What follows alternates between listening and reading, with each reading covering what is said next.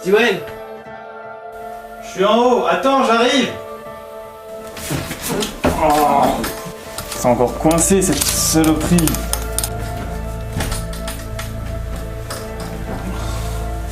Ah, il y a vraiment des jours comme ça. Connerie de...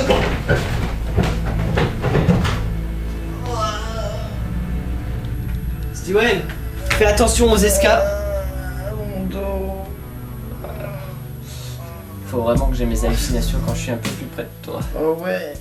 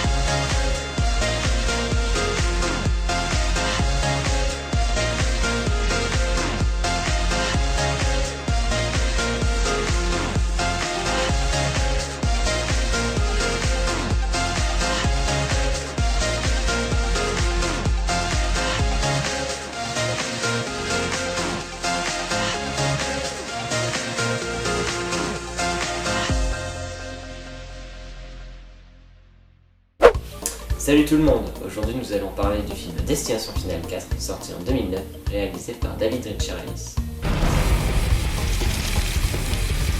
Il avait précédemment réalisé le numéro 2, qui est pour moi l'un des meilleurs de la saga. Donc pour ceux qui connaissent pas trop, le principe du film, c'est une bande de jeunes qui survit à un accident mortel, mais vu qu'ils auraient dû mourir, la mort vient les chercher dans l'ordre où ils auraient dû mourir normalement.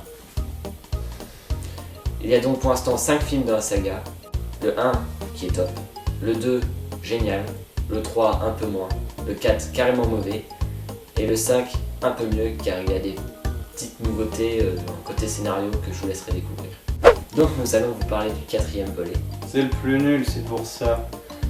Exactement, c'est dommage d'ailleurs, donc si vous voulez l'éviter pour pas avoir une trop mauvaise image de la saga, faites en sorte de ne pas le voir. Donc tout commence dans un stade automobile. Nick, le personnage principal, voit une catastrophe en vision et fait en sorte que quelques personnes sortent du stade avant qu'elle ne se produise. Ils se rendent alors après sur les lieux de la catastrophe avec sa copine Laurie pour la commémoration.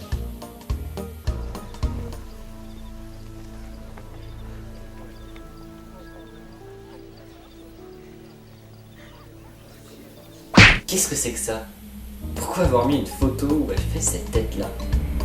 C'est une commémoration, on va lui rendre hommage. C'est pas une photo mise sur Facebook. Tenez, voici mon CV. Eh bien, on vous recontactera. D'accord. C'est dommage, c'est un peu ridicule. Et c'est le problème de tout le film finalement, c'est que soit c'est ridicule, soit c'est humainement impossible. Par exemple ici... Pourquoi avoir choisi cette musique?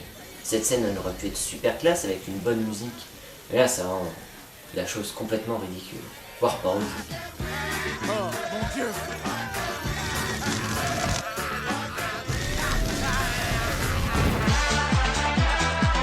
C'est horrible, il me marre. À mon avis, c'est un indice. C'est à partir de là qu'on aurait dû couper le film. Et le pire dans ce film, c'est vraiment le réalisme des choses. Par exemple ici, bon, je suis pas spécialiste dans le domaine, mais je ne pense pas que la puissance d'un extincteur puisse propulser quelqu'un comme ça. Par contre, je suis sûr d'un truc, c'est que le coup du découpage dans la grille, c'est juste pas possible. Le mec n'a visiblement pas d'os. C'est que de la chair. Pour passer la nuque, c'est plus simple. Et quand t'es improbable, dans ce genre-là, on est servi. Quand son pote Hunt est attiré au fond de la piscine et qu'il peut plus remonter, par exemple. Bon, pour moi, c'est le moment le plus irréaliste du film, je veux dire. Déjà, si on retire le fait que ça fait 10 minutes qu'il est au fond de la piscine et qu'il meurt pas étouffé, ça me paraît quand même impossible que la pompe soit assez puissante pour le vider par le cul d'une grande partie de ses organes.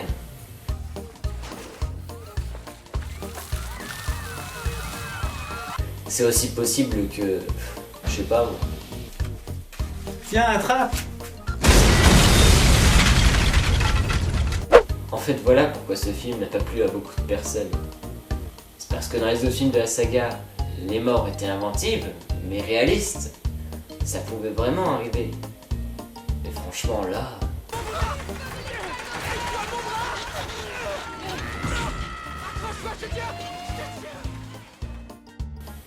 Déjà, sa jambe complète se coince dans la machine et elle saigne par la bouche. Comment le sang de la jambe peut-il remonter dans sa bouche? C'est juste illogique. Et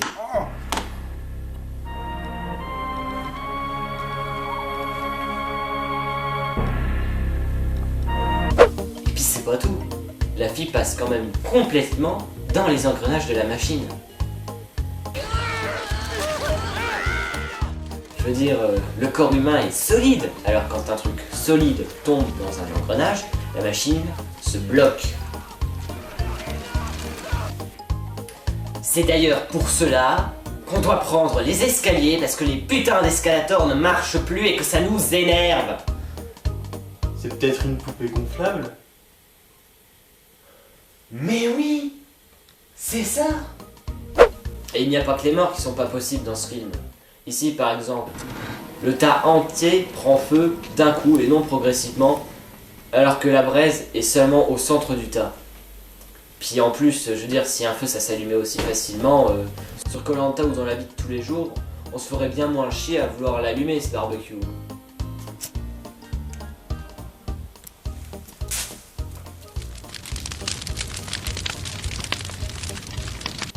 Et en plus, il y a des trucs qui collent pas. Mais vraiment pas. Un peu avant, on se rend compte que la machine à clous est vide. Et après, quand elle tombe, ben, elle est remplie. L'amant serait pas passé chez Castorama pour remplir la machine? En plus, les clous ont à peine la taille d'un petit doigt, alors quand l'autre il en a plein de bras et qui reste collé au mur, c'est un peu de nous, je pense, parce que la machine, elle fournira, à mon avis, pas la force nécessaire pour passer le bras, puis planter assez profond dans le mur, de telle façon que le mec ne puisse pas bouger son bras. En effet, si un clou de 8 cm est expulsé à 10 mètres de sa cible, et qu'il doit passer à travers un bras d'une épaisseur moyenne de 6 cm, il restera donc 2 cm à ce clou pour se planter dans le mur, et malheureusement pour la personne qui a écrit cette scène, 2 cm ne suffiront pas à retenir cet homme sur le mur. Donc voilà, c'est toutes ces petites choses qui font que ce film est raté à mon sens, et qu'il vaut mieux l'oublier et passer directement au 5. Bon bah moi ça m'a donné soif tout ça.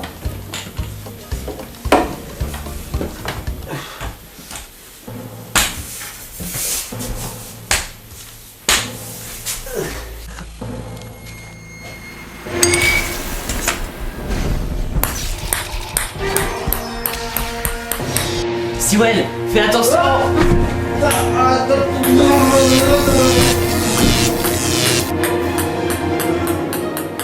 Faudrait vraiment que t'apprennes à avoir tes visions plus tôt.